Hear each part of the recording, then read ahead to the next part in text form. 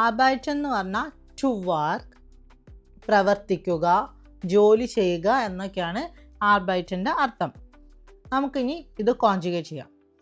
Ich arbeite, du arbeitest, er arbeitet, sie arbeitet, es arbeitet, wir arbeiten, ihr arbeitet, sie arbeiten, sie arbeiten.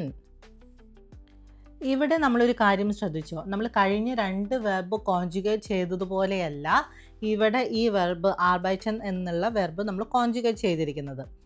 ഇവിടെ നമുക്ക് second person സിംഗുലറും third person സിംഗുലറിൻ്റെ കൂടെയും നമുക്ക് extra ഒരു A വന്നിട്ടുണ്ട്.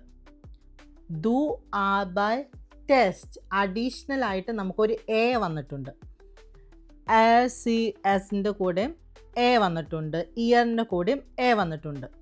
ഇവിടെ ശ്രദ്ധിക്കേണ്ടത് എന്താണെന്ന് വെച്ചാൽ ടേ, അതായത് സ്റ്റെം ടേയിലാണ് അവസാനിക്കുന്നത് എങ്കിൽ നമ്മൾ കോൺജുഗേറ്റ് ചെയ്യുമ്പോൾ അതിൻ്റെ കൂടെ സെക്കൻഡ് പേഴ്സൻ്റെ കൂടെയും തേർഡ് പേഴ്സൺ സിംഗുലറിൻ്റെ കൂടെയും നമ്മൾ അഡീഷണൽ എ ചേർക്കേണ്ടതുണ്ട്.